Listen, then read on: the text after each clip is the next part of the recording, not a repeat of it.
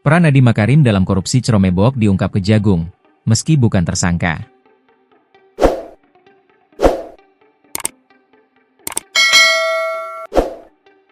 Ex-Mendikbudristek Nadiem Makarim enggan bicara banyak meski sudah 2 kali diperiksa penyidik Kejaksaan Agung terkait dengan kasus dugaan korupsi dalam pengadaan laptop berbasis Ceromebok di Kemendikbudristek tahun 2019 hingga 2022. Dalam pemeriksaan keduanya, Nadiem diperiksa selama kurang lebih 10 jam, mulai dari pukul 8.59 WIB hingga sekitar pukul 18.06 waktu Indonesia Barat. Saat memberikan keterangan kepada awak media, Nadiem tidak sekalipun membahas soal substansi pemeriksaan. "Saya ingin berterima kasih sebesar-besarnya kepada pihak Kejaksaan karena memberikan saya kesempatan untuk memberikan penerangan terhadap kasus ini," ujar Nadiem, saat memberikan keterangan di lobi Gedung Bundar Jampitsus Kejaksaan Agung, Jakarta, Selasa, 15 Juli 2025. Tak ingin berlama-lama disorot kamera, Nadiem hanya sekitar 30 detik sebelum digiring pergi. Sebelum tiba-tiba berjalan ke arah mobil, Nadiem sempat meminta izin kalau ia ingin kembali ke keluarganya.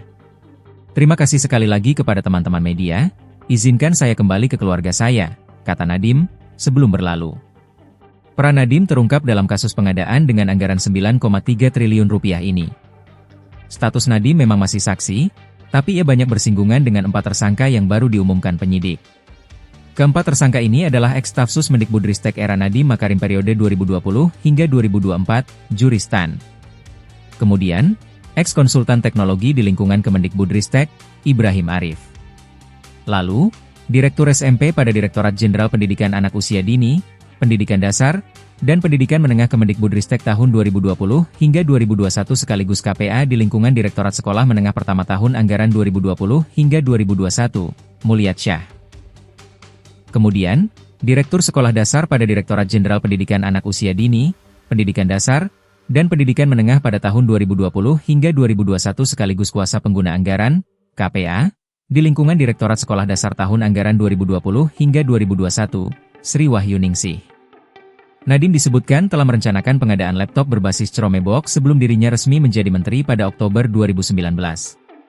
Bahwa sebagai konsultan teknologi, Ibrahim Arif sudah merencanakan bersama-sama dengan Nadiem Makarim sebelum menjadi Mendikbudristek untuk menggunakan produk operating system tertentu sebagai satu-satunya operating system di pengadaan TIK tahun 2020 hingga 2022, ujar Direktur Penyidikan Jaksa Agung Muda Tindak Pidana Umum, Dirdik Jampitsus, Kejaksaan Agung Abdul Qohar, saat konferensi pers di lobi Gedung Bundar Jampitsus Kejagung, Jakarta, Selasa.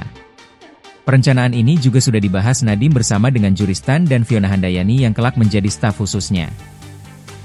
Ketiganya bahkan membuat grup WhatsApp khusus untuk membahas soal pengadaan laptop berbasis Ceromebok ini. Pada bulan Agustus 2019 bersama-sama dengan Nam, Fiona membentuk grup WhatsApp bernama Mas Menteri Kortim, kata Qohar.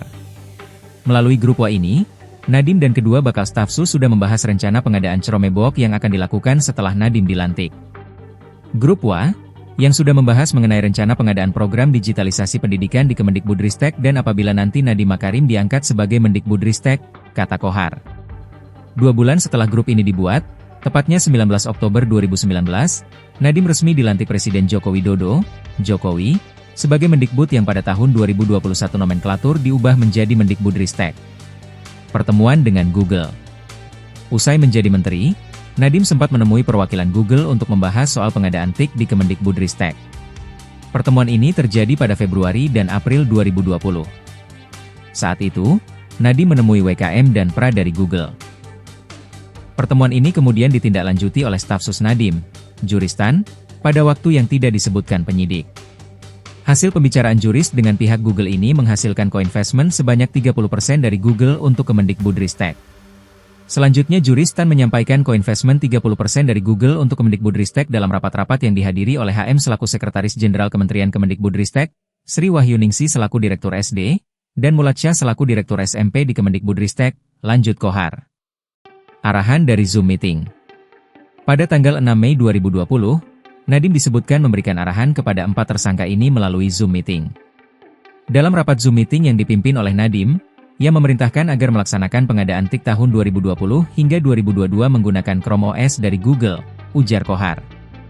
Hal ini menjadi pernyataan sebab Kemendikbud belum melakukan proses lelang untuk program digitalisasi pendidikan ini. Arahan Nadiem ini dijalankan oleh keempat tersangka dengan cara mereka masing-masing, mulai dari mempengaruhi pejabat lainnya hingga membuat kajian teknis yang mengarahkan pemilihan produk Google. Pada akhirnya, proyek pengadaan ini membeli 1,2 juta laptop berbasis Chromebook.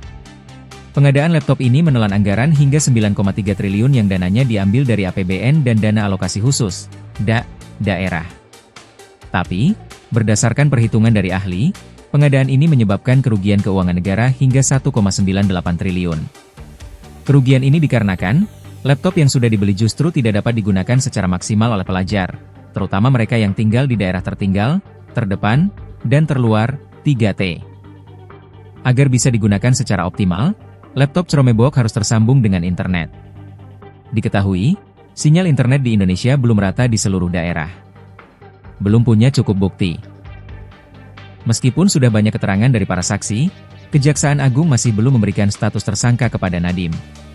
Kohar mengatakan, selain keterangan para saksi atau kini tersangka, penyidik masih memerlukan bukti lain. Namun, kami juga perlu alat bukti yang lain. Alat bukti dokumen, alat bukti petunjuk, alat bukti keterangan ahli untuk Nadiem Makarim, kata dia.